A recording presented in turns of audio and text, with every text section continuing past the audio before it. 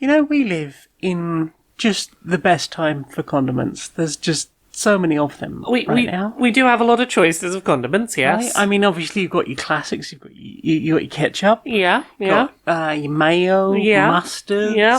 But then you've got all your variants. Like, there's so many different types of mayo right now. Like, you could get a garlic mayo. Yeah. Or a spicy mayo. Yeah. You could get a spicy ranch. You could do you can get all sorts of things. Like, truly, we live in a sauce age.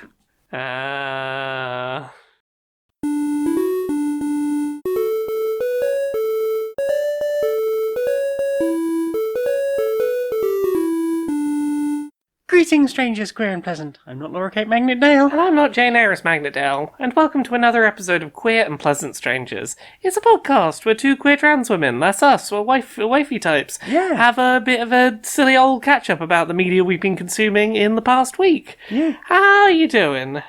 I'm alright. Yeah? Yeah, within normal parameters. Yeah, you're within the bell curve. Within the bell curve, yes. How are you doing? I'm sleepy and sniffly. You are a little snufflebean. The little sleepy snifflies have caught me. They have. You've been very busy, and now you've had. I've slowed down ever so slightly, and my body's gone.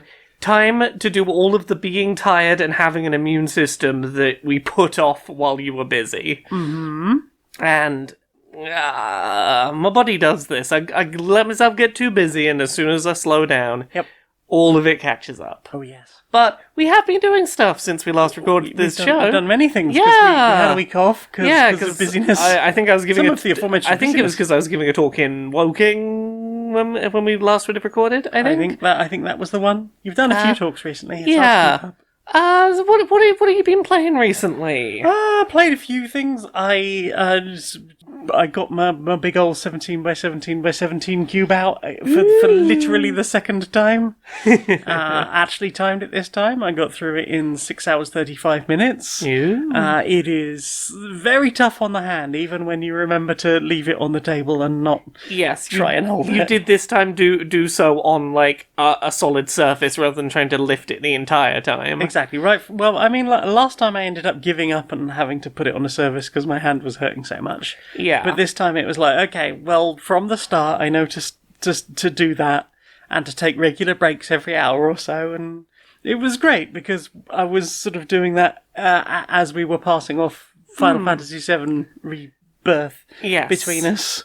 So there we go, I've segued into a second thing. Yeah, because we are cracking on with that. I don't know for certain, but I'm going to estimate we're about 70 odd hours into it. Something like that, yeah. Over maybe 3 weekends. Yeah, 3 cans if you want. Yeah, how are you finding Rebirth so far? Yeah, it's very pretty. It sure is very pretty. pretty. We just got to Cosmo Canyon. Yeah. Or I say we finally got to the actual town rather than the canyon. Indeed, we got to the place that one of our party members is from, and did a bunch of quest line there. There's some beautiful set dressing around there. There is indeed. There is also so many minigames in this game. Mm-hmm. So many very fully featured minigames in this game. Yes, it's starting to give me. Lord of the Rings was a trilogy. Let's make The Hobbit a trilogy vibes, and then dragging 3 movies out too long and people not really enjoying them. But that's not to say I haven't enjoyed it. But I have at this point started to get to a could we maybe have a bit more game than the filling of all of these mini games? I mean, we could just walk away from some of the mini games. We could, but we won't. Well, the thing is, we're going to get to a point where the thing is going to end, and we will be like, well, now we've got to wait however many years for the next part of this forced trilogy. And, like, the plot that we have seen has been fascinating. That it has. There's been some fantastic ideas with regards to the 3D versions of some of the characters. Yeah. I'm thinking particularly of Dio. Person who runs the gold saucer. Just have to make their titties dance every time. There's been some really fascinating ideas about how you sort of make characters suitable for a fully 3D game. Mm-hmm. We've had some fun stuff with Costa del Sol and getting to dress everybody up in Yeah. their fancy outfit. Barrett in his little sailor boy outfit. Yeah. It's been interesting experiencing all this again, but in a very different way, and also playing a lot of mini games. I am fascinated by this game consistently. I think that I don't dislike any of the changes that it has made. It is definitely its own thing that I think it's for the better, that it's not trying to be too beholden to being the thing that the original was, and it is letting itself be its own thing a bit. But my goodness, the confidence required to create what they have created is impressive. Yes. The fact that no one up the chain of people who had to approve budgets being spent said no to anything is beautifully... it's a wondrous thing to imagine. Yeah, I mean, I have no idea what the first part made, and I would be curious to see if there has been a big drop-off between people who picked up the first one and then people who went... I fell off it for whatever reason, or went, I need to try this. Yeah, it is a really curious proposition, this remake trilogy. Yes. And I am desperately curious to see not only how Rebirth ends, because we have so many questions about Rebirth right now. Yes. There are so many plot threads that we don't know what the fuck they're doing with. Not a clue. Even as people who know the original Final Fantasy VII. But, like, overall, this trilogy, I'm so curious what it is they're trying to do with it. Because that third part is still such a big question mark to me right now as to what it will be. I mean, my best guess right now is that we're going to end up with some sort of Kingdom Heartsification of it. Like, there keeps being little vibes that feels like they're going to be very Kingdom Heartsy. And for better or worse, I guess we're going to find out what that is. Yeah. Next. I'm very much enjoying it, though. I'm having a great time exploring the world. I've enjoyed it. I know when it's done, I will have that sort of little gap in me of, but what, game done now. What game do now? Isn't there an integrate for this as well? Or there will be at some point? There might be at some point, but at this point, I don't think anything's been officially announced. Oh, I thought I'd seen it on the store page for it. Like, the deluxe edition includes integrate, which isn't out yet. Maybe. I may be wrong. I haven't paid enough attention. But yeah, enjoying that stuff. Still, Queen's Blood is definitely the best game in there. Queen's Blood is fucking fantastic.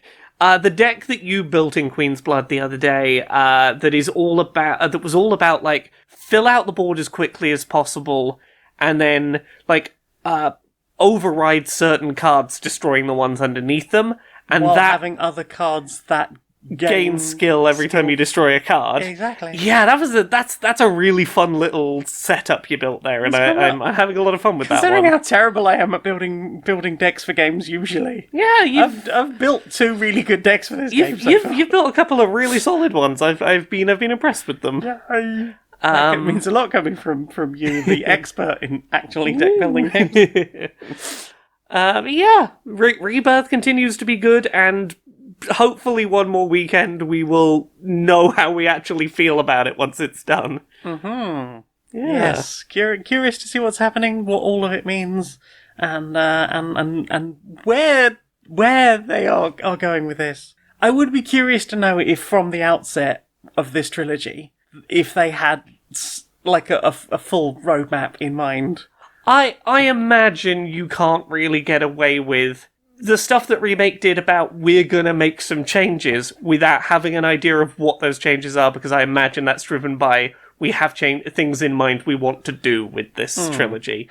I imagine Part 1 Remake exists the way it does because they had some degree of idea of what they wanted Parts 2 and 3 to be, and needed to be allowed to shift that way. That's my gut feeling on it. Fingers crossed. So what else have you played? I can crack through a couple of quick bits that I've played. I played the demo for Princess Peach Showtime, the Switch game that's coming out. It might be out by the time that this goes out for general publishing. This is a Princess Peach themed adventure on Nintendo Switch, where basically Princess Peach has gone to go see a play at a theatre, and some witch has done some magic, and now Peach has to go onto the stage in all the rooms of this theatre and transform into different forms and do little adventures. Obviously, it is a demo, and things might evolve in complexity or depth over time. But what I will say is, Nintendo's in the past done some really good stuff with games set on canonically set on a stage. I instantly think of Paper Mario: The Thousand Year Door, where you had this constant little crowd of people, of enemies watching all the battles that happened. Yeah, don't they give you like scores based on how well you do and things like that? Sometimes they'll throw items at you from the crowd. It feels like a bustling room that a play is happening in. Yeah. This has none of that. It's sometimes the backgrounds look like they are manufactured props, but it doesn't make the most of the fact that it's in a theatre on a stage the way that some other Nintendo games have done. Additionally, it is very simple, and maybe some of the ideas in the demo will come back in later levels and you'll get to keep exploring the ideas, but the problem is, right now, at least as far as the demo was concerned, it felt like each transformation barely got enough time to be introduced before it was over and you were moving on to a different transformation. Right. It didn't feel like there was proper breathing room for you to do interesting things that evolved the concept you'd been given. Right, so it's not that you have control over what outfit you're wearing and what powers that will give you? No. So, one of the first rooms you go into is sort of Sword Fighter Peach, and you have a little stage where you run around, and you basically have one attack button and a jump button, and if you press the attack button just before an enemy attacks you, it'll do a little slow-mo attack, and that's the mechanics, and that is the one transformation available to you in that stage. And the stage is built around knowing you have that transformation, and you do some basic combat, and on we move, and now we go to a room where the only transformation you can use is Princess Peach, but she's a chef, and she's putting cake toppings on cakes this time. And I don't mind a game being simple. I've enjoyed really simple Nintendo games before. One of my favorite... WarioWare rides on its simplicity. Possibly. Specifically, I was thinking of Yoshi's Crafted World. One of my favorite platformers on Switch. Very easy, simple game. It's not a challenging game, but it had a good amount of unique ideas of what to do with its mechanics. And lots of exploration. Because even though the mechanics were simple, there was still a lot of, but have you found all of the things in the level? Exactly. It felt like there was something to get your teeth sunk into, even with a very simple set of mechanics. This feels a lot shallower, a lot less like you can get into properly exploring with a mechanic. And obviously, I'll wait and see the full game, but it's not giving me hope that this is going to be for me. How long's the demo? Three stages. It was maybe 20 minutes. Okay.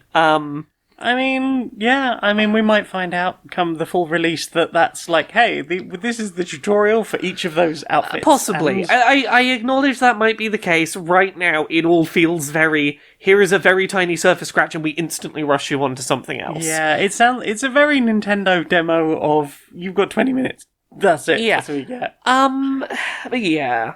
We played a thing that we've both played since we last did this. Yes. We both played something recently that we can talk about. We both played Snuffkin Melody of Moomin Valley. We did. Yeah. How did you find this? It's good. It's adorable. It's charming. I streamed it. I had a day, and I was like, you know what? I really want to play this.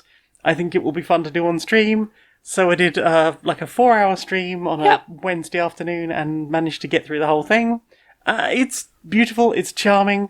I think I would kind of like to play it again, maybe in a year or so, not on stream, to not have to have streamer mode on, because I'm told the music is even more adorable. As someone who didn't play it in streamer mode, the music is fantastic. Yes, I mean the music is not bad as is, but I think I would be curious to see how that sounds. Yeah, so for anyone who doesn't know, this is a sort of top-down adventure-y game where you play in a Snuffkin, and you've left Moomin Valley for the winter, and you've come back.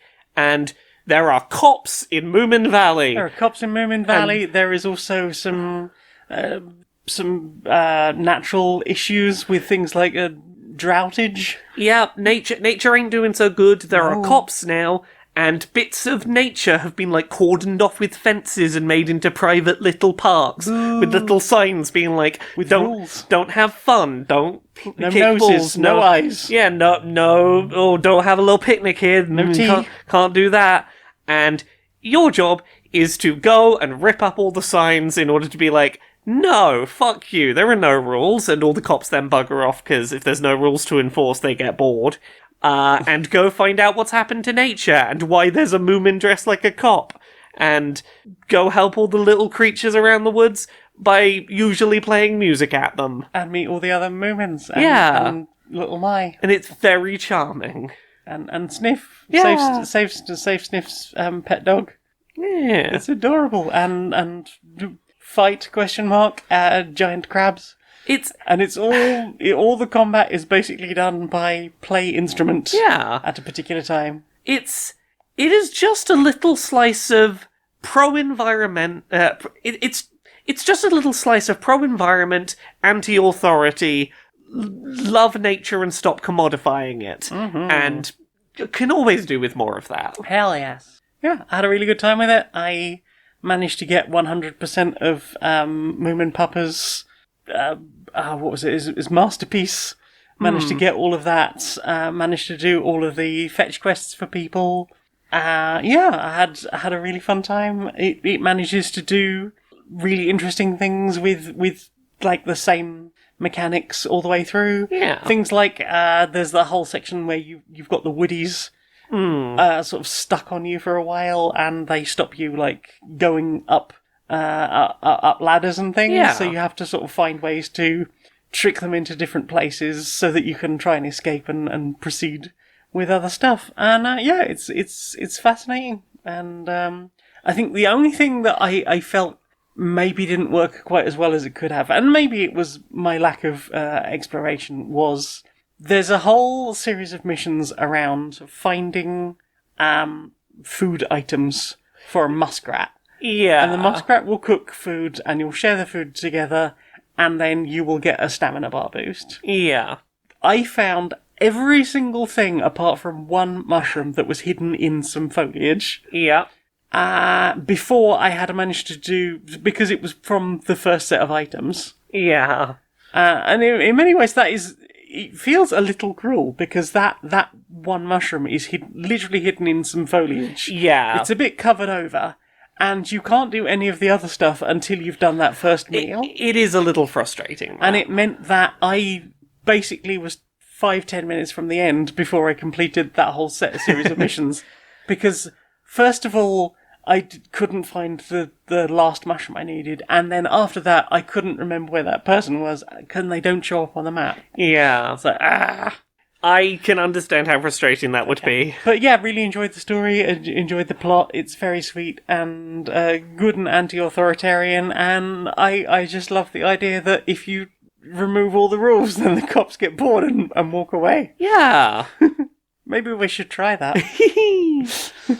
What about you? What else have you played? I played a couple of new Playdate games. Ooh. One of them I can talk about real quickly is called Bullfrog. Okay. What if Tetris, but if you wanted to move the blocks left or right, you had to do so physically, because you're a little frog inside the Tetris arena, and you can like hop up on the Tetris blocks and like jump up in the air and use your tongue to pull a falling Tetris block left or right. So you have fairly limited ability to move the Tetris blocks left and right, because it's quite hard to be a little frog and jump up and pull them the correct direction with your tongue. So sometimes they'll land in the wrong place, and they'll land in a place where they won't quite fit into a gap. Right. But if that happens, you can use your tongue to attack bits of the tetromino, to change the shape of it so that it can now fall down into a gap. So let's say you had a straight line gap, and you accidentally dropped a sort of R-shaped piece into it, and like the one bit jutting off was stopping it falling down the hole. You could use your tongue to break off the one sideways piece. Now it's a straight line, now it falls down the hole.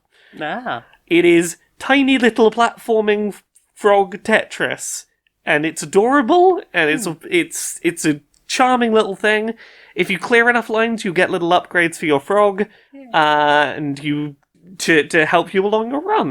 The other one I played, and this is one I've been waiting for a while, is I started playing Mars After Midnight, which is a new Playdate original game by Lucas Pope, who is the Papers, Please, Return of the Obra Dinn, etc. developer. The new, more adorable Papers, Please. Exactly. This is what if Papers, Please, but you took away all of the stressful elements and made it about silly farting aliens in space?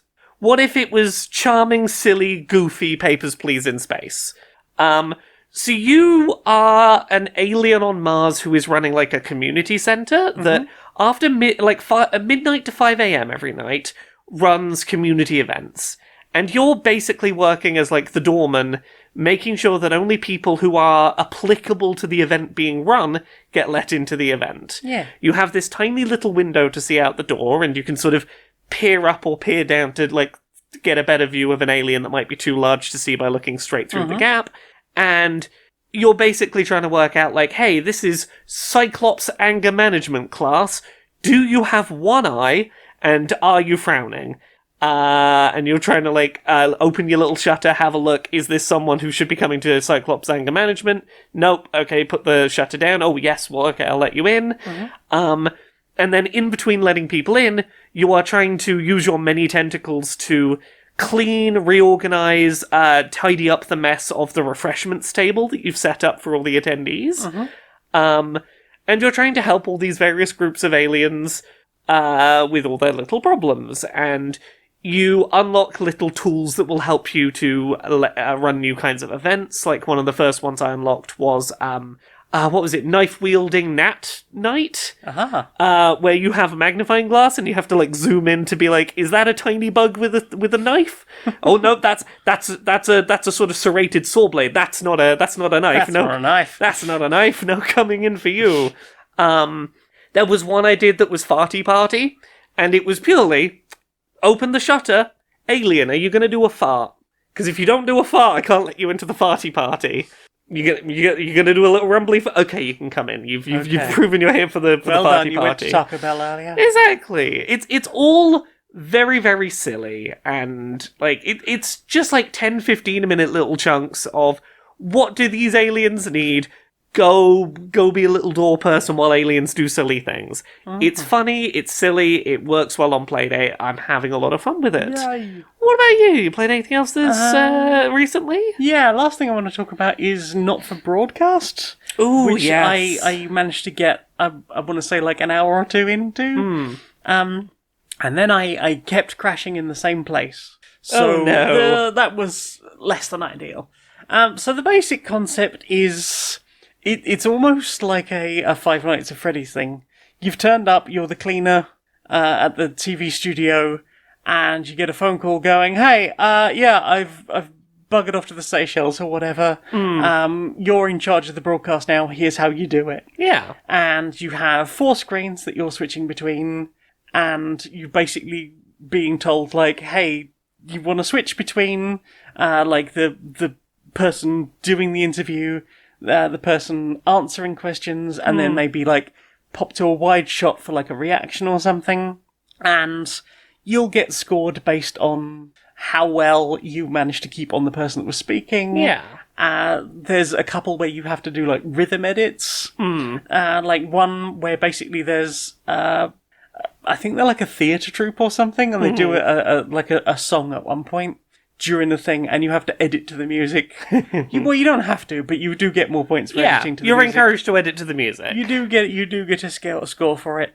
It's quite interesting because at the end of a broadcast day, that is output, and you can go and basically watch the thing you made as it was finalised. Because it's a lot to focus on when you've got 4 screens, 2 versions of the audio, the current audio and the audio in 20 seconds. Yes. So that you can work out where to bleep, because you need to do your own bleeping. You have to, like, queue up the adverts, and you have, like, a timer counting down. You put the videos into the players at the bottom, and then you set them to go at when the timer counts down, and then you have to cut back to the correct camera. Occasionally you'll hear like a director in your ear going, and we're cutting straight to camera 2 after the ads, and you have to have been paying enough attention to that rather than just going, amusing ads.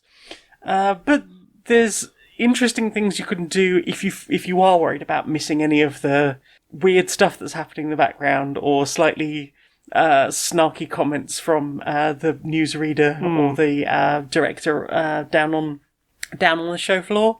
Because between broadcast days you can go back and you can watch all of the adverts for the day. You can only put 3 adverts out anyway, and you are given 4 videotapes, so you can watch all of those.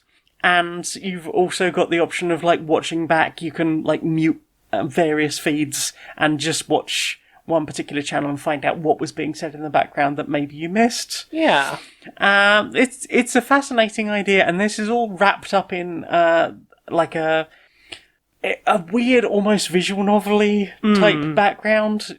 You'll get, you'll sort of weirdly pan around, like, 3D environments of your home. And you'll occasionally have to make like conversational decisions, but you never really see any other people. Occasionally there'll be like audio that sounds like Christmas dinner is happening in the background or something, but then you're reading all this text.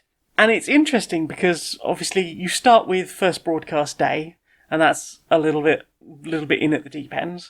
And then you have a couple of decisions to make, and then second broadcast day, and then there was, like, tons of decisions, and before you know it, you're over day 100. Yeah. And you've only done 2 broadcast days. And unfortunately, broadcast day 3 is the one that keeps crashing on me. Oh, no. I've tried it, like, 4 times, and it crashes always during that day. I don't know if I've made a decision that the game was like, well, you shouldn't have done that. But the narrative is that a new government's just come in. They seem to be running on, like, very socialist ideals about redistributing wealth and basically making the rich pay their way. And there's a whole thing about that, like, at one point you were asked to fill in a questionnaire, and eventually you get, like, hey, here's some money. You know that you were dead poor at the start of this game. Here's some money that we've redistributed from other people. Yeah. There's some other stuff going on with, like, related family members. And it seems like rich people, at least, seem to be seeing this whole thing as very oppressive and absolutely has to be stopped. Oh, of course. And I can't tell. The game feels like it's trying to be very neutral about the whole thing. Like, it's not telling you how to feel about any of these things. But at the same time, I get the impression that, despite that, it is still leaning like, oh, this government that are redistributing things is terrible, isn't it? Isn't it terrible? Look at them. That guy got pissed on his first day in office after getting voted in celebration, and or maybe they're not as good as they are.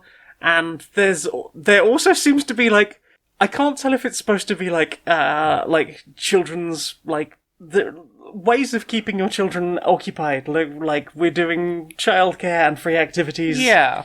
Or if they're trying to say that we're basically indoctrinating the youth in some way. I can't tell what the general vibe is just yet, and I apparently at the moment right now cannot work out how to progress further because of crashes. But it's been a fascinating experience with this weird concept for an FMV game that is very overwhelming at times. It seems that, especially when you've got 2 audio channels and four video channels going on. Yeah. But yeah, it seems to have a lot of different difficulty levels that you can mess around with. It's got good subtitling, which I appreciated. And enjoying it so far. I'm curious to see what the rest of it is. Yeah. Have you played anything else? The main other thing I've been playing that I can talk about is Baltaro. Oh, this is the poker thing. Yeah, this is the poker, but increasingly not like poker the more you play of it. So, Baltaro is a deck-building roguelike that is kind of like poker, sort of, not really. So you start with a 52-card traditional deck of cards, and you're scoring points by doing traditional poker hands, and a more difficult-to-do poker hand will get you, like, a higher modifier. So, like, maybe this poker hand will be worth like 30 points plus whatever the values of the cards in your hand are, and because it was a full house, maybe it's worth times 5, so it'll multiply the result by 5, and you get a certain number of hands you can play during a given set, and a certain number of times you can discard cards and draw new ones, and you have to have scored a certain score to move on and keep going, and you're trying to get to the end of a run. But the big thing is that between each you successfully scored enough points, you can start spending money to buy alterations to your deck. And these come in a lot of different forms that very, very, very wildly change what your scoring conditions actually are. Right. So the big ones here are Joker cards, and Jokers will be fundamental changes to your scoring mechanics.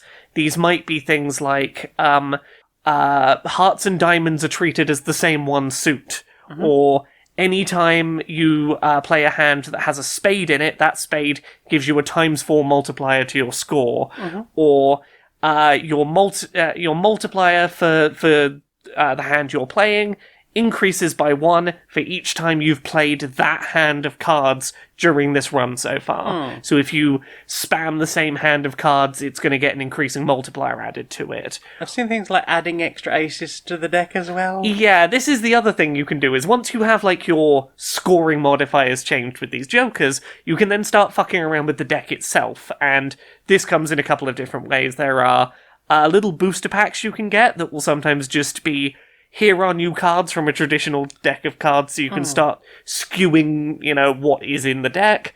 You have Arcana and Tarot cards that can do modifications to your deck that might be things like, here is a hand of cards in front of you.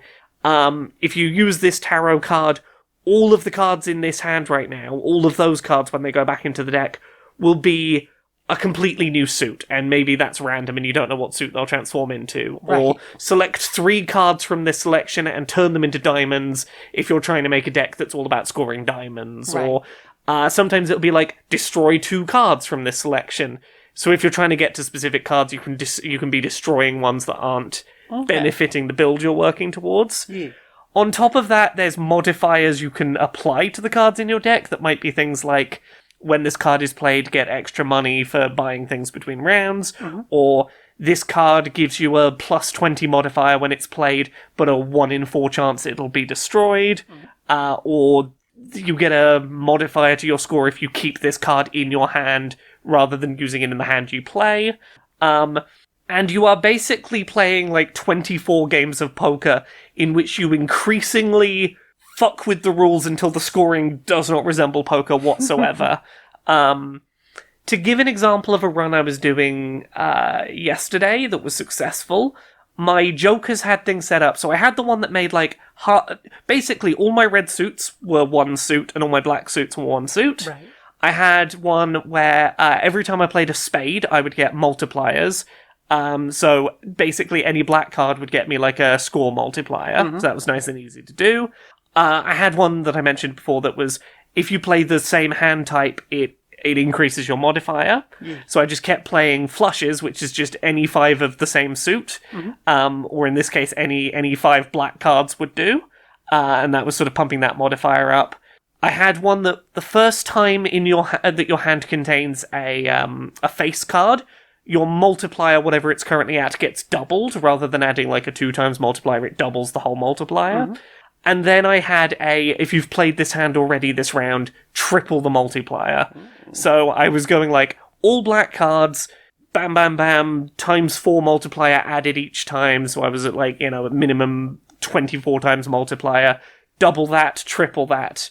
And then I had a card that was like, one of your Jokers activates twice, so I had that on the tripling. Nice. So it would triple my multiplier, then triple it again. So I had like 100 and something time, like 200 plus times my usual modifier, and was just playing the same hand over and over and over again. Nice. As the hand got stronger and stronger. Nice. It's weird little poker. It's poker where you go, cool, what do I want to be what scores points? Cool, forget every other rule of poker. This is what's important now. And make your little specialized Pokedex. How's your win rate now? Because I know you just, the other day you said you finally got your second win. I have a grand total of 2 wins. I have played a lot more than 2 games. Right now, my success rate is not super high, but I'm having a great time trying. That's the important thing. I just wondered if you'd managed any more. No. I have had 2 wins total, and one of them was literally yesterday, I think. There's still time. But yes, Baltaro, real addictive game. It's hard to put down, that one. It's real, just one more go, where did 3 hours go? Yeah, that's, I think, everything that's worth talking about this week. Well then, time for this. Hey there, check out the latest from Modest Bundle. Available this week, we've got 4th-rate art programs that have less features than Microsoft Paint. 600 hours of royalty-free music that constantly get flagged for DMCA takedowns, in genres such as kind of techno, the demo setting on a child's toy keyboard, lounge music, MIDI classics, and so many more. Try 29 AI-generated books about self-improvement, which you'll literally never read, and everybody's favourite, the Unity Asset Mega Bundle. Again, we know we've had this bundle on sale for the last 362 of 365 days, but we really don't want you to miss out on this absolute bargain. Come on, we're desperate, please. We'll even throw in a 10% discount to our Modest Choice monthly game subscription. It's 5 or 6 games delivered to you every month, and our marketing will make it look like they're always absolute bangers, but as soon as you sign up, you're going to get maybe 1 or 2 worth having games in 12 months, as long as you subscribe for that long, and everything else is just going to be absolute bargain basement crap. Modest Bundle. We're not like we used to be. Oh, mate, really into the new Soulsborne game. They've finally given in and put difficulty settings in, though. I think that's really disappointing. But I've obviously turned it up from normal. I'm not some normie. I'm not going to play on normal. So I turned it up to have you got something to prove? But that wasn't hard enough. So I did the setting where you don't get nearly as much armor and the enemies deal double damage. That difficulty level is called who do you think you're impressing?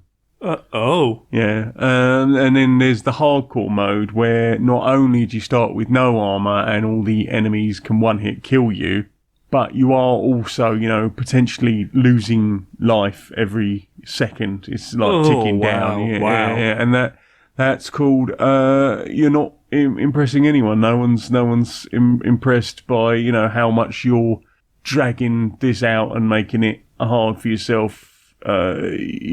You're not better than anyone else just because you can do it on this level. It wasn't like this with Wolfenstein, was it? No. So, what have you put in your eyes? Oh, should we talk about the film we went and saw the other night? We should. So we saw a film. We saw a film the other day called Drive Away Dolls. We did. It's very gay. It's very gay. It's very good. That. Yeah, so the gist of the plot is, it's 1999, it's about to be the year 2000, and you've got 2 lesbians, one of whom is quite outgoing and one who's a bit reserved. An odd couple. Yeah, and for various reasons, they are going on a road trip across the country. To Tallahassee, Florida. Yeah, they go to a service where it's like, hey, I need this car to go from here to here. Will you drive it? And, it saves you having to rent a car and it gets someone's car where it needs to go. And at some point, they see some stuff in the back of this car that very quickly clues them in, we should not have seen this. And some people are after them because of what is in their car. Cue fun, silly lesbian road trip with bumbling Team Rocket level villains chasing after them. Yeah, and getting progressively more browbeaten by the whole situation. Because they start off sort of fairly fresh-faced. Yeah, we turned up to get the car that we were supposed to collect. Oh no, why did you give the car to someone else? They seem like scary, threatening people to be chasing you. And as the adventure goes on, they become a little more bumbling as things go.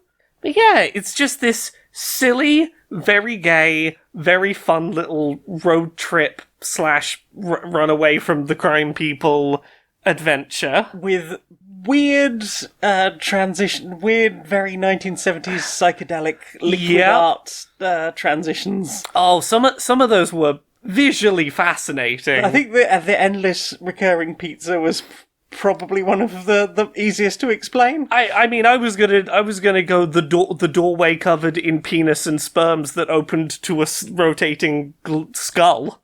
Sometimes there's a rotating skull behind the penis door. Sometimes there's a rotating skull behind the penis door.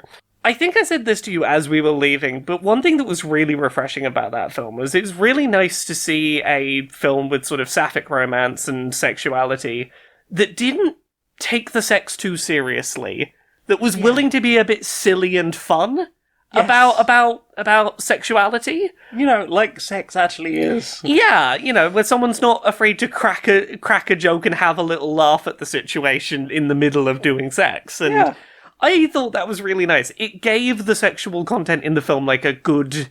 It felt like it was coming from the right place. Yeah.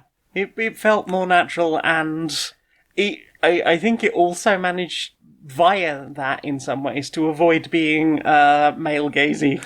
Yes. As it very could easily have been in a film probably made in 1999. That was predominantly about lesbians, that featured a decent amount of lesbian sex. Yeah, it didn't feel nearly as male gaze as some lesbian fiction can, and that was really nice. Yeah. Also, I fucking love the reveal of what is going on. When the reveal comes, would not have guessed it. Fucking perfect reveal for what the stakes of that film were. Oh yes, it is. Oh, it's something, and I had a really good time. It's not too long. It's visually fascinating. It does that interesting thing of being a film set in the 90s that still has a lot of the aesthetics of the previous decades. Avoiding that whole... Everyone remembers the 80s as being like neon and pop socks and like athletic gear.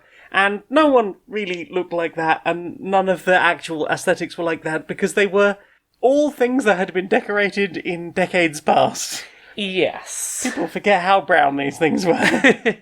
Yeah, and like a lot of the locations, like the dive bars they go to, that weird wooden panelling and slightly naff neon signs.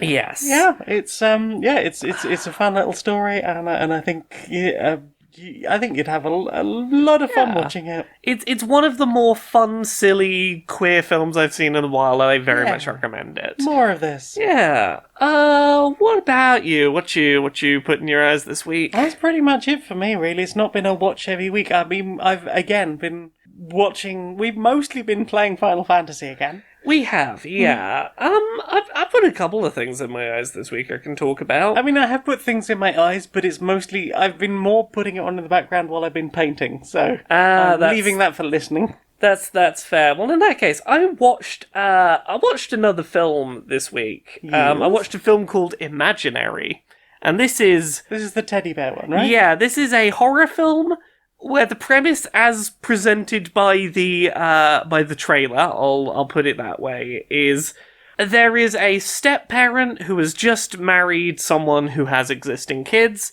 and is not getting on great with the new kids, but is trying very hard to, and one of those kids has an imaginary friend. It's this little teddy bear. And this little teddy bear imaginary friend has given the little child a list of things to do to be able to come and visit the imaginary teddy bear's world. Treasure hunt! And the list of things to do gets progressively more dangerous. I will say that at one point the child is told to do something that will hurt and has to be stopped from slamming her hand down on a nail. And it is the story of this ominous little imaginary friend that... The story is more than that. I don't want to say Can't much. spoil it, but there's more to it. There is more to it, and I think that they do a good job of there's a couple of twists, and those twists of, like, I knew something was up, and I knew something was going to be involving a character. I didn't see the nature of the twist coming, and I think it was pretty well done. I think that some of the more fantastical visual elements that are later introduced are very creative. I think there is an entire set of visual set pieces that are very, very cohesively made while being a little unreality, and I appreciate that. It is a fun, if kind of brainless little film. Like, it's no, like, amazing thing that's going to change your life, but I had fun watching it, and nice. I got on well with it. I thought it was well worth a watch. I also watched the first couple of episodes, and I say the first couple, literally like 2 episodes, of an anime that I just wanted to have a sense of what it was, because it's the anime that everyone's been talking about for a while, and has been the big thing of anime, and I just wanted to dip my toes in and get a sense of it. I watched the first couple of episodes of Jujutsu Kaisen. I've heard of this. I have heard of this too. All I knew of it was memes about the phrase domain expansion. I did not know what that meant. I still haven't arrived at what that means. I'll start with this. It's fucking gorgeously animated. It's some of the most money I've ever seen put into like a action/horror anime. Mm-hmm. But the gist from like an episode, maybe 2 episodes in that I've got is this is a world where there are cursed objects that, if properly sealed, can act as like demon deterrents. Right. But if the seal on them breaks, they kind of do the opposite. Demons come in seeking to find these objects and basically swallow them and become more powerful with it's like demon asbestos. powers. It's fine until it starts to flake, and then, you might be killing everyone instead of protecting. It's good insulation until it starts getting out into the air, and then it's the opposite of good to have around you. Yeah. Yeah. That's a weirdly good apt metaphor. And there is there are these particularly dangerous demon artifacts that are the 20 fingers of this 4-armed demon, that was just about defeated once in the past, but like is basically potentially could come back at any point. And these artifacts are like very, very big demon magnets, essentially.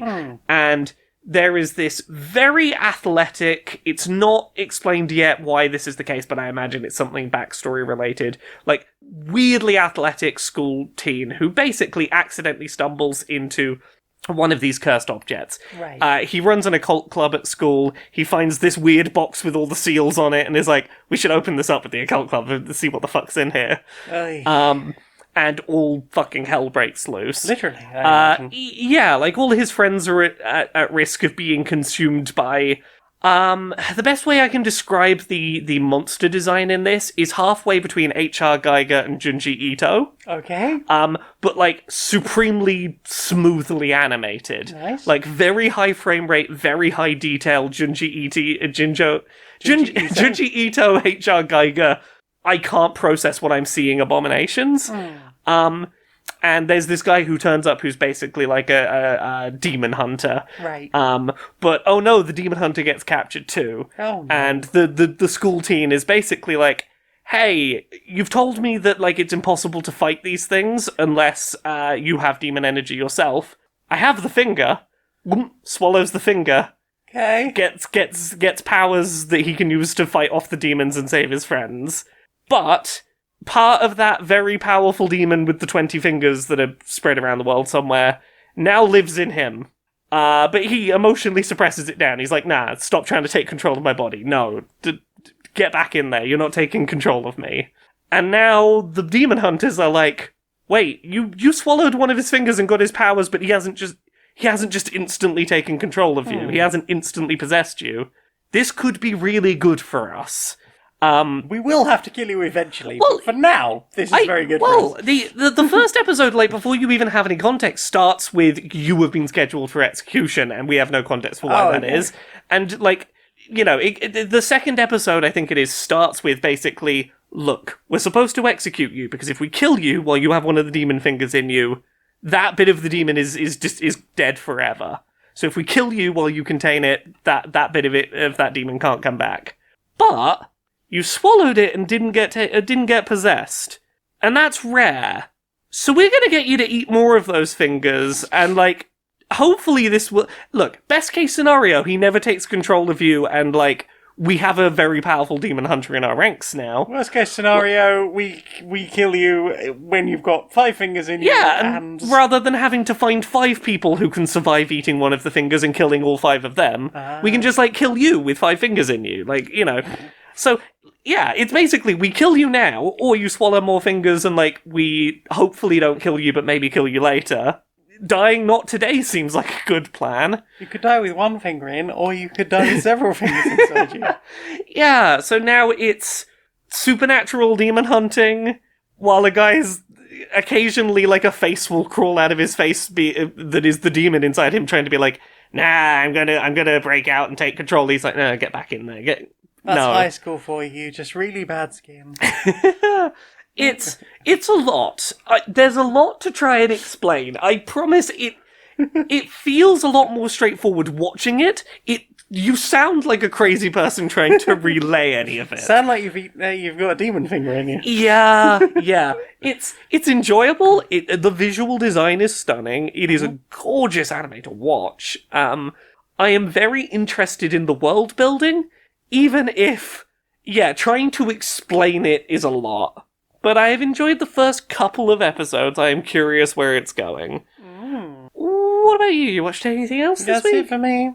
I think that's it for me as well. Well then. Time for this. Hello. Yes? We got a new sponsor. Who's your new sponsor? Well, do you sometimes do freelance work? I do sometimes do freelance work. Well, has this ever happened to you? Has this ever happened to you? You've done the work. You basically finished it. Yeah. You just a little bit of polish. Maybe you'll be back in the office tomorrow. You'll be ready to finish it, and the client contacts you, and they're like, "Hey, could you maybe just throw something else in there, like something we didn't mention it wasn't in the spec, and we know that we're getting close to the deadline that we've been harassing you about for quite a long time, but could you maybe throw a bit of extra stuff in there that's a little bit off? I mean, if you'd said that at the start, it would have been fine, but now I'm gonna have to restructure the whole thing to fit this in there, because it like none of the pacing I'd written like accounts for having to wedge this in there. Could you have told me any sooner than when it's basically finished? Maybe they could. Maybe they couldn't. I don't know. I am not the one thing. But you know how you will have at the start of the project given them a quote for the work. Yeah. And you would be expected to stand by that. That's what you've been invoicing. I've agreed to do the work for the amount of money, and that's sort of the scope of the thing. Well, this week's sponsor is just one more thing. .lol.net. It's freelance accounting software which automatically raises the price of a project every time the client drops just one more thing. Just one radical change to the thing. Just one more thing. Can you completely and utterly rewrite it to be about this instead? Yeah, like that's just a small change, right? It accounts for the regular things, like, maybe they wanted slightly different formatting. Yeah. Maybe they wanted a word changed or here, maybe some punctuation stuff. That's all accounted for, but this will really step up as soon as somebody goes, hey, I know we said the whole subject of the thing was blue frogs, but now could you give us a whole thing about the history of video games in Papua New Guinea? That's fairly different. That just one more thing is quite a large just one more thing. But it's the same. Surely it's all the same thing, right? Oh, just one more thing. .lol.net. Enter the code Q&PS 298 and you'll realise how close we are to episode 300. Woo. Inside the boardroom of Supremacy Software. Hi. So, I need some advice. Sell. No buy. No, Fire someone. Specific advice. Hit someone. So, we have that series of sort of party fighting games with the crossover of all the characters from all our other games. Yeah. And since we made the very first one, there's like that one guy who knows how to make them real good. Yeah. And you know how we've been working him to the bone, to the point that bone. literally, like, he is developing, like, such bad arthritis in his hands from, not only coding the game, That's a real but shame. doing all of the play testing. Like, he playtests by, like, using 2 controllers at once to play 2 characters to do the play I heard testing. he could play 4 characters once. He uses his feet as well. Oh, God, yeah. No, he does, like, multiplayer balance testing like no one. Yeah, I kind of want to see if we could just maybe graft some extra arms in there. If we can, graft enough bits to him, maybe we can get him to test the 64-player multiplayer online battle shooter thingy. Well, see, this is the problem. He wants out. Apparently, out of the basement? He wants out completely. He's not going to get out of the basement. Well, I mean, he don't want to make more of these games. He's like, ew, I've been making them for like 30+ years. Oh, I want to see my family. Ooh, I'm bored of making the same thing over and over and basically destroying my body and my mind to make these things. Right. I want to get out. I don't want to make them anymore. Right. So we, maybe electrify the chains until he stops that. Well, I mean, he always has the option to get electrocuted and just keep not doing it. I at this point, he's undergone so much pain making these games. Pain might not be a good motivator anymore. Right. So you're thinking maybe some sort of hypnosis? I mean, I would, but I'm worried about, like, does that impact his creative ability if we mess around with his brain too much? Right. And I was like, maybe he's got, like, a family, like a wife and kids that we could, like, put in danger and he would, comply and keep them safe. That sounds But great. we haven't let him out long enough to have a wife and family. Right. And that's a problem. Could we maybe, like, buy him one and they can be down there for, like, 6 months between DLC, and then we'll take them away, and we'll be like, they're in danger now, you formed a bond, and... No, he's insisting he just will not do it. He's just insisting he will not make more of them. Can we clone him? Legally, no. When did that ever stop us? I mean, I'm not saying it should stop us. Let's talk to the guys in legal. Maybe they can find some workaround where it's like, we can put him on the paperwork as being the brother of himself, and, like, he appears on the paperwork to be 2 separate people. You are a fucking genius. I know. I am an evil genius. Yeah, you are. So, what have you put in your ears? Not a lot this week. No? It's been a big deadlines week, and that has meant lo-fi beats to relax and study to is all I've really had brain space for. Just you and the lo-fi girl just tapping away. Yeah, exactly. It's been, I need to write thousands of words in a day.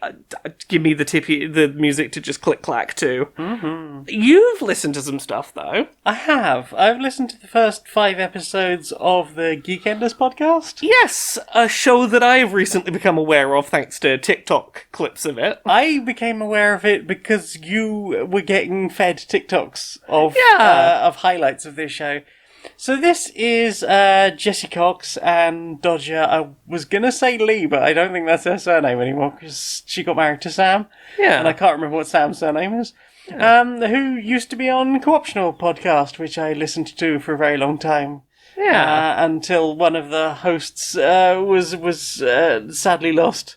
So, it's... Apparently that show, I sort of stopped listening pretty much immediately after that whole situation.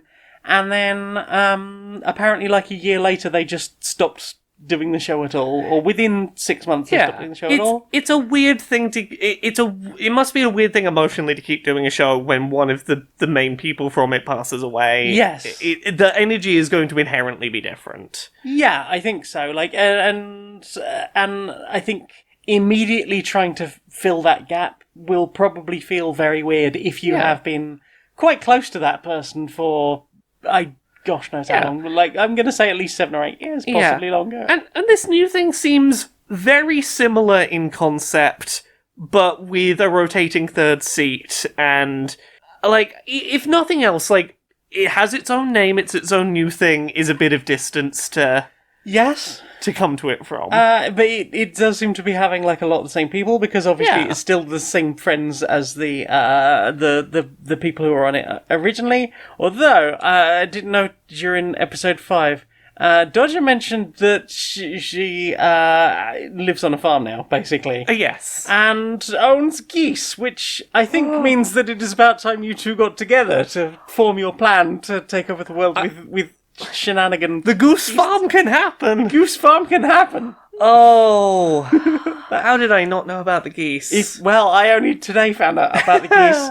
And it reminded me of that beautiful animation. I can't remember what the person who does it is, but Yes. The person who animates all the Cox and Crendor and used to animate all the co-optional stuff. Yes, the co-optional animated, I forget what the video is called, but it's the who owns a goose? Who owns a goose? It's something about Geese Army and who owns a goose. Well, now we know who owns a goose. And the two of you can get together. And that was the episode you were on. Yeah. So I'm enjoying it so far. We've had 2 episodes with Crendor.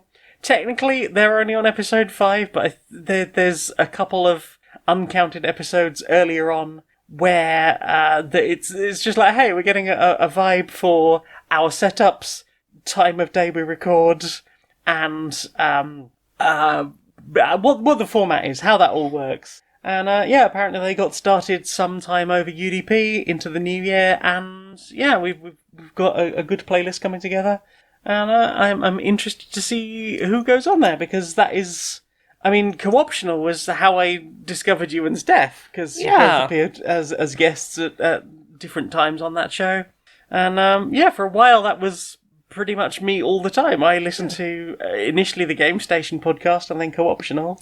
And I think I talked last year about the fact that I'd sort of gone back and listened to a couple of episodes of that as just like nostalgia for like, I remember liking this. This was a thing that I was very into for a long time. And have enjoyed. Have you found the video? I found it. It was the co-optional podcast animated Pet Wars. Pet Wars. Yeah, that sure was the thing. That video has like over 1 million views. Yeah. It's very beautifully animated, and you and Dodger being menaces with geese. Yeah. Those were the days. Those were the days. They're still the days. Yeah. You're all just a decade older now. Yeah. Yeah, that animated was 8 years ago. That sounds about right. Yeah. It's been a while, like 2019, I think the show stopped entirely.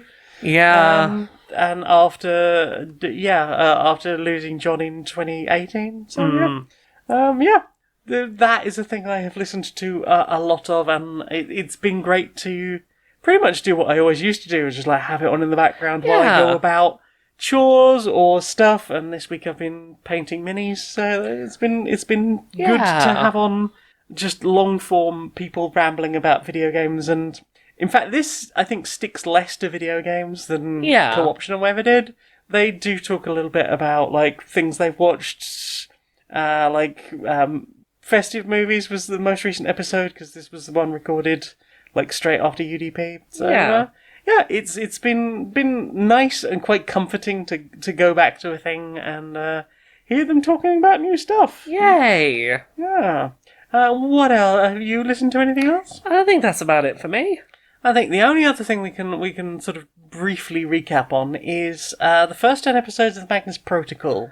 Yeah. So we're on a hiatus at the moment until early in April. Mm-hmm. So we've got a few weeks to sort of gather ourselves and ponder about what's happened so far. How are you feeling about it? 10 episodes in. I think the first couple of episodes were very, very, very meta-narrative heavy. Yeah. The stuff outside of the horror stories.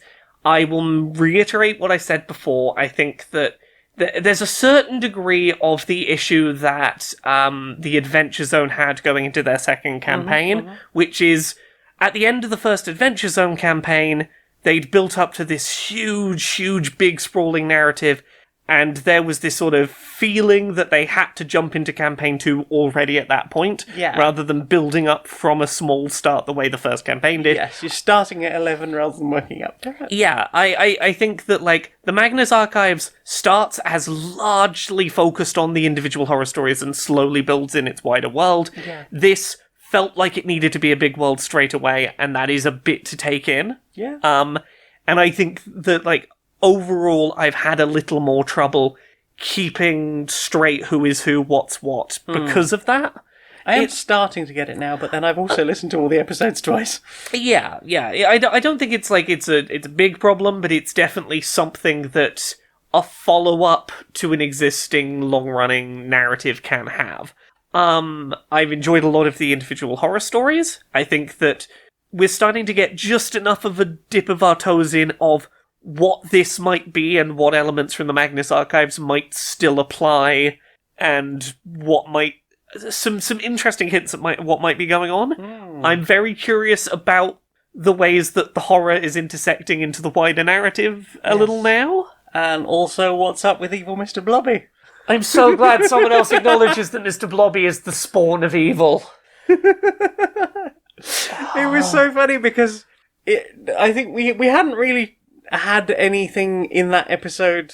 This is episode 10 about Blobby directly, but the way the character was talking, I was like, "This is such a Noel Edmonds analog." And then it goes into, and then Mr. Bonzo, I think it is in this. Yes, I was like, "Oh, it's very specifically the way they were talking about, like, oh, well, we had this bit where we were pretending this was a famous children's character that everyone loved, and the joke was on the celebrities who wouldn't know this wasn't a real children's character." Gotcha. And I was like, that's fucking Mr. Blobby. I know Mr. Blobby's... know thy enemy. I know Mr. Blobby's origins inside and out. I'll see him coming a mile off. Yeah. I recognise a Mr. Bonzo. Oh, yes. Oh, Mr. fucking Bonzo. It's a great episode. Oh, yeah. Deeply unsettled me. Yes, personally, that one was very, very personally directed, it felt like. That it did.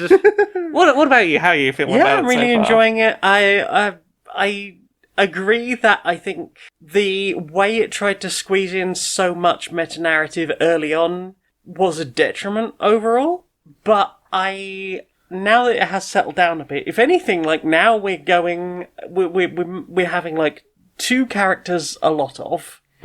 One character who's seemingly very interested in climbing, I was going to say corporate ladder, but it's a government job, so not really that. Climbing the civil service ladder. And that has gone some interesting ways. And almost by virtue of the fact that they've talked about the fact that this job has quite a high turnover, several people have been seen almost not at all, or specifically the point of them was that they leave after the first couple of episodes, because that's why we had new people coming in, because other people were leaving the job. And I understand that it is a way of trying to convey the whole, this is a high turnover job, and the people do leave all the time because it is a lot to take when all the horrors of the world are occasionally being read out to you by a computer voice running on a Windows 95 computer. That is somewhat sinister. But yeah, it's been a fascinating story, and I look forward to the rest of the series. I'm not sure. I can't even remember how long the first series is supposed to be. But excited to see where we go from here and what else is happening, because now there are sufficient threads that I'm like, I need to know. I need to know all of the things. I need to know what's happening next. So, I think April 11th is the next batch of episodes. So excited to see what happens there. I think that's everything we listened to then. Well then, time for this. Ooh. Right, welcome everyone. Welcome to the opening ceremonies for this year's business conference. I'm sure I'm sure you're all ready to get networking. We thought we'd do something a little different this year with the networking. Get you all sort of a bit more involved and engaged in things. So We've been collecting business cards from all of you at the door, making sure we have plenty of them to go around. So, time to announce business card booster packs. A new way of randomizing your networking. Woo! Open a pack. Will you get a CEO's business card? A person in the same field of business as you? Every pack contains at least 3 basic email addresses you could have simply found on Google. Trade with other attendees to get the business cards you need, and maybe meet some new people in the process. Oh, hell yeah, I got shiny. Yes, they paid extra for the embossing on that one. Extra business cards available for a small premium purchase up at the front after the talk has finished. This is how you do business. This is why we're running the event, not business.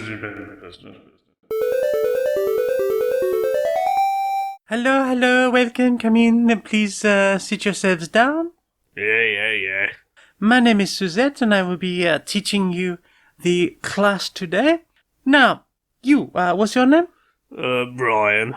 Okay, Brian, if you could tell us, in the event that your government was attempting to raise the pension age, what do you think that you would do in that? How would you come back? I'd probably stand up to my government. I'd write a harshly worded letter to the Sun. Okay. The newspaper, you know, the one. Yes, I didn't think you meant the large ball of hydrogen. Okay, and you, what's your name, please? Dave. Okay, Dave, and what would you do in the event that, let's say they were going to cut all of your rights? They were going to stop you being able to do any workers' rights. You were not going to be able to be safe in your work. I'd call talk radio. Have a real moan at them. Oh, okay. Let my feelings be known. Okay, now I think one more. Well, you there? What would you do in the event, say, that they were trying to get rid of the rights of let's say your workers' rights, your right to set numbers of hours at work, and your right to a safe working environment? Well, as a proper English person, I'd just shout at strangers on the internet. That'd probably fix it. Okay, so none of that, and also none of getting radicalized by the right wing. I don't recommend any of that. That's our favourite thing. Well, you're wrong. So, in the event that your government is doing terrible things, what you really need to do is, for example, taking to the streets with a selection of Molotov cocktails and a portable barbecue. Brian, do you like barbecue? Oh, yeah, I like barbecue. Well, and hanging out with your friends? I do, yeah. Well, how would you like to stick it to the man and stand up to oppression with a barbecue? I do like a barbecue. What was that about Molotovs? Well, Molotov cocktails as well, to make sure that the police really understand that you mean business. For example, also you could deliver manure directly to the doors of power. Imagine turning up in Downing Street. Rishi has done something. Maybe he's taken away your right. He's demanded that you work a 90-hour work week with no breaks. Destroyed the NHS. Your old mum, as you say, she's had all of her tea and biscuits taken away. Then you just drop manure on Rishi's doorstep. You take no crap. You deliver, in fact, the crap. You take the crap with you and you leave it there. Exactly. It's something like that. Or, attack the institutions who are causing the issues instead of this week's scapegoat minority. Oh, that's novel. What, go after the people with the power? Exactly. And not just people I've been told are scary. Exactly. Oh, now, do you that's think a real game changer, that. Exactly. Do you think maybe all of you here could perhaps start a riot in the event that the government tries to step down on you and, maybe show them that there are many, many more of you than them? Yeah. Something to think about. And the barbecue. Do you know what I want to see more of? What do you want to see more of? Social justice warriors. Social justice warriors? Yeah. All right, Larry. Right, Barry, how you doing? Oh, mate, bit tired. You doing all right? Oh, I'm doing all right. I've been following some cis nonsense going on though. Oh yeah, what are they up to now? Well, this particular bit of cis nonsense, bit wind back before I build into it. Right. You know how trans people are expected to live up to gendered stereotypes or not be seen as valid as trans people often by cis people. Yeah, and usually by the same people who were like well, no, you're being a stereotype. Yeah, exactly. The whole double standard that exists. This is not news to either of us. The whole hey, you want to get access to estrogen? Well, you've got to turn up to every doctor's appointment in a dress, wearing makeup, and etc. And then also those same sort of people going, why are you acting as if wearing a dress and makeup makes you a woman? It's the if you don't do it, you're not trying hard enough. If you do it, you're being a stereotype. I've seen a real flare up of this same little bit of hypocrisy recently, because it sort of all spawned up around Dylan Mulvaney. As the Bud Light person. Yeah. Trans woman's recently put out a song. It's a silly little pop song about having been transitioning for about 2 years, and about like the first 2 years of her transition journey. Right, yeah. And it is it's a little bit of a superficial little silly little pop song. It's no different from anything for girls just want to have fun, or Material Girl, or there was a trend that about a year ago of female musicians making what they call bimbo core songs about hey, I just want to be a head empty and enjoy Pink, and a genre that has existed in music within cis womanhood for a long time. And trans woman also made a song that's it's a little bit about stereotypes, but it's no more stereotypical than any other song in the sort of that sort of genre. Absolutely got fucking piled on by cis people going, oh, you're being a mockery of a woman, do you think this is all that womanhood is, blah blah blah blah blah. And it was very clear that this song was not meant to be a universal experience of womanhood. It was named after a series of videos she'd been doing about her transition and celebrating the little moments of gender-affirming joy that kind of define the first couple of years of transition. There's a lot of experimentation. Be that, there's a reason they call it your second teenage experience. It's that period of going through, being able to do the gendered things that you never got a chance to do as a child or a teenager, and having those little formative experiences that maybe you're not having at the same time as other people your age group, but they're still kind of personally relevant. Whether you enjoy the song or not, it was a harmless little song about here is what the moments that have meant something to me over the first 2 years, being treated as if it was the first song by a woman to ever mention makeup or shopping, as if no woman has ever gone, I enjoy makeup and shopping in a little song about womanhood. And it just really got me thinking about that whole double standard. Ultimately what they want is complete erasure. So it's the whole damned if you do, damned if you don't forever, until they can just go, well, now you have to go away, right? Exactly. If you have to be a stereotype to be seen to be trying, but have to not be a stereotype, not be enjoying it too much because then you're a stereotype. There is no fucking winning in that situation. None whatsoever. Yeah. But they don't want you to win, and that's kind of the point, I suppose. Exactly. But you know what? Fuck it. I will be the first to say trans people should have every right to, revel in the same things that cis people revel in, even if those things are sometimes a little light-hearted and superficial, because, those are important things. Life is made of that stuff. This is the whole thing right now, though, isn't it? This is the whole anti-cringe, isn't it? I think it probably falls well within that, from a slightly different perspective. But the whole, that's cringe. You're doing that. You're doing a thing you enjoy. You're talking about the joy that something has brought you. Yeah, exactly. Trans people should be allowed to be a little bit joyously cringe. Everybody should be allowed to be a bit joyously cringe. Exactly. Ugh. Fancy having, mate? Yeah.